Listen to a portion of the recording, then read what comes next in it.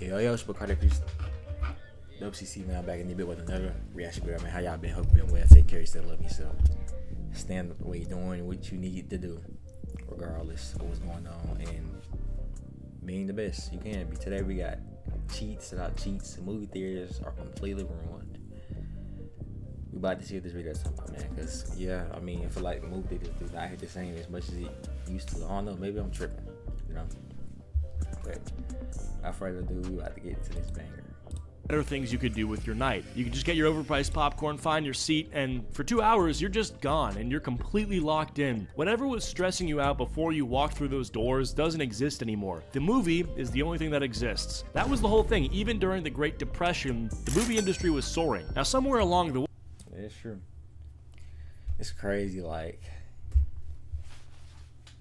hopefully you talk about these prices and shit, because literally that's one of the main reasons why them hoes is not hitting the same. I mean, people could still gonna go for like movies, but you know what I'm saying, not as often, nigga.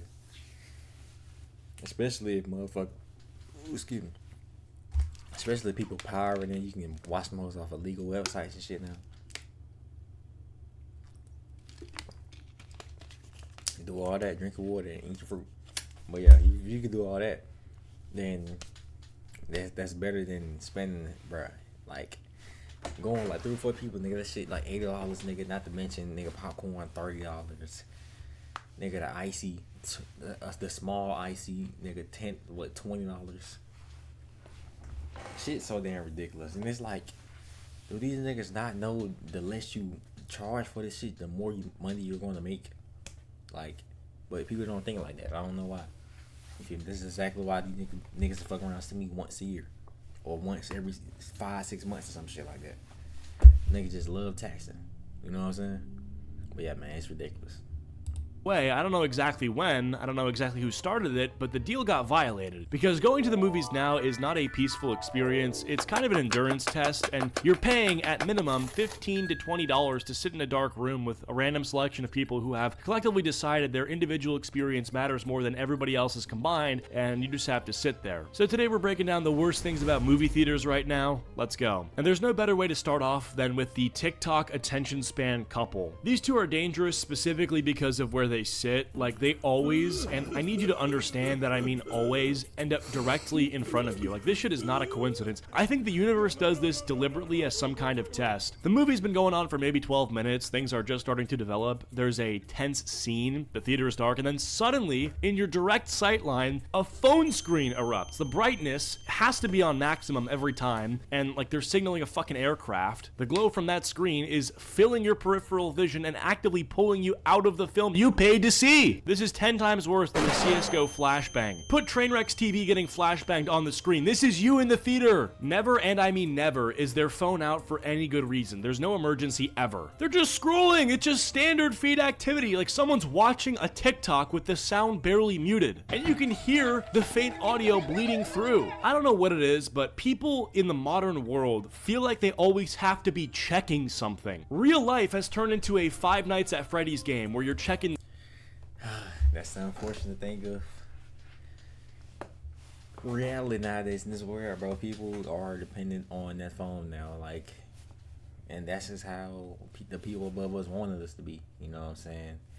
Least in attack to that phone. You know what I'm saying? And attached to that shit, like, it's crazy, but it's true. That's exactly how they wanted us, and it's working for sure. Because I'm telling you, people be trying to look at the most unnecessary shit literally on their phones, especially when the movie is getting good or something. And then they'll be the same types that'll be asking questions, talking the whole time through the movie. What is the purpose of you going to the movies if you're just going to talk through the shit? Why?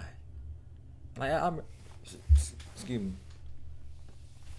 I remember it was a couple doing that shit, bro. We were watching when Creed 3 dropped, bro. It was a couple doing the dumbass shit. I'm like, bro, I was getting pissed off because we was at the movie theaters where the seats go back and all type of shit. And they was talking so damn much. I had to check that shit. I'm like, bro. I'm like, y'all stop talking, bro, please, bro. Like, you feel me? Y'all, you ain't gotta do all that. Then, you feel me? Yeah, bro. Like, this shit was annoying. You know what I'm saying? They checked they motherfucking ass. I had to. Like, there's no way you come through a movie just to talk, bro. You can go literally watch this shit at the crib.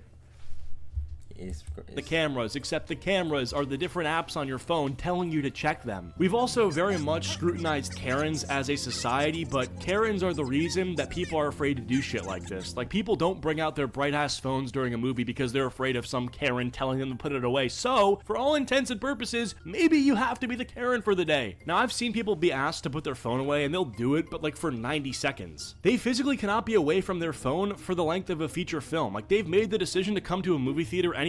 And that part gets me. Like, they knew this about themselves, and they still bought the tickets, sat down, and committed to the situation. Like, if you know you're a phone addict, or that you just have to scroll, or like respond to a notification the moment you get it, don't go to the theaters. At some point during a quiet, pivotal moment in whatever movie you're watching, you'll catch yourself staring at their screen instead of the actual movie screen, and you'll realize you have no idea what's been happening in the film for like the last 10 minutes. And then you realize the collateral damage this person has done. It's quite brutal. Moving on, we've got the snack concealment family. Now, I gotta be honest with you, this is like a rare moment of moral complexity in this video, because I cannot fully be mad at the snack concealment family, because Walmart popcorn is $2 and the movie theater is charging $15 for the same volume of popcorn in a bucket with a cartoon on it. So this family just looked at that math and said absolutely not. But I will say, it doesn't stop like at a bag of M&Ms. Like, you do have people bringing in full Chipotle bags stuffed into backpacks, candy bars distributed across jacket pockets, a 2-liter tote bag wrapped in a hoodie for insulation. Someone in this family like rehearsed the walk-in. They did not make eye contact at the concession stand, went straight into the theater door, and did not slow down. The employee scanning tickets could see the outline of something suspicious in that bag. Like, they know. They always know. But the calculations on their end is that the confrontation is not worth the $12 an hour that they're getting paid, so the snack concealment family gets through almost every time. They're sitting 2 rows behind you, now eating fucking Wendy's. Like, you can smell it. Like, you're kind of jealous, but, you know, you spending $9.50 on a popcorn, and when they have a full combo meal, I mean, it is what it is. All right, moving on, we've got the seat kicker. Now, if you've ever been on an airplane, you know these people exist, but there's something that happens to your brain when you feel the first kick coming from behind you. First, it registers as an accident. Like, of course it's an accident. Nobody would just intentionally kick a seat, so you let it go. Then it happens again. Still probably an accident. They were a kid, they're fidgety, they don't realize. Then it happens again and again. And now you're 3 kicks deep, and you're trying to work up the courage to turn around and say something. The seat kicker is almost always a kid, and that kid is almost always... I'm glad he said this shit, because I was literally about to say this. I'm like, bro, it's literally always a child most of the time, bro.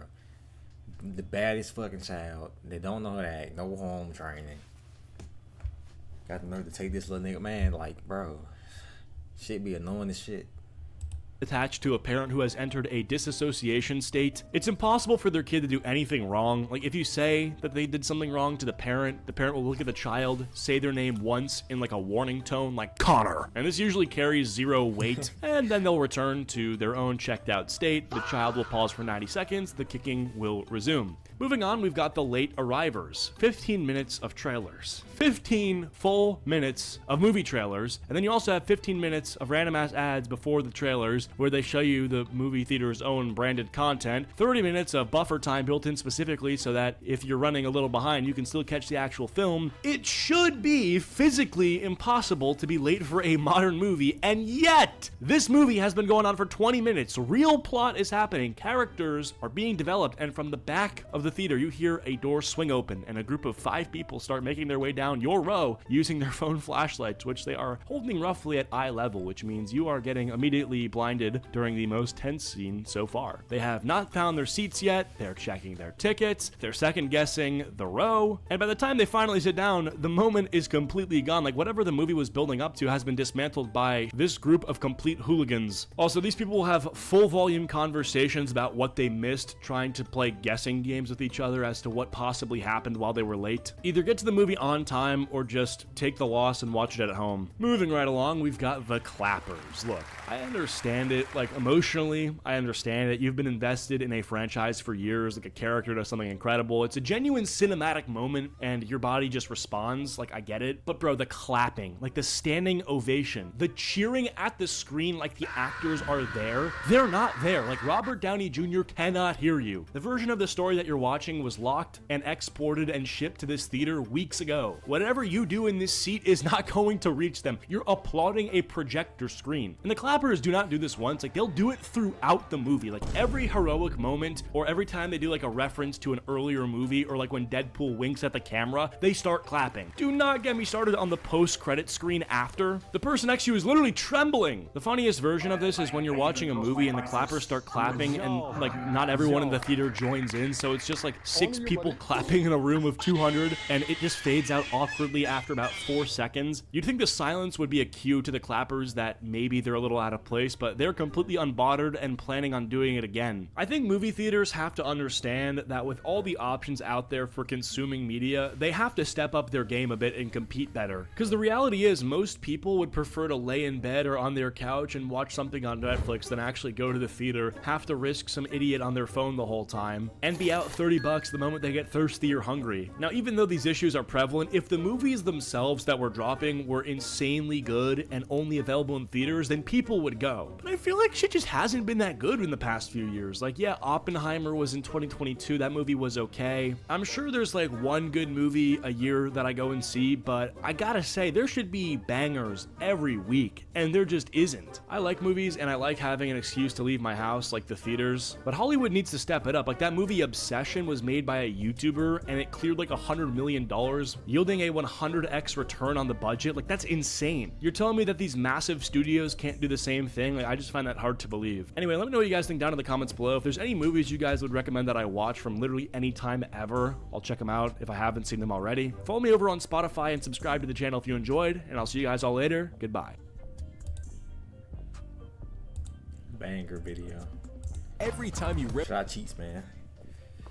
But it needed to be talked about because, yeah, man, these motherfuckers don't. It's so many people that don't know how to act, bro, genuinely. And they definitely can pull from the experience of the damn movie. But yeah, man, it's Bro Carter, Chris. 10 minutes stop by the video. Like, comment, subscribe if you're new. Yeah, it's Bro Carter, Chris WCC. I'm out to be. Y'all stay safe. I love y'all, man. See you next time. I'm out.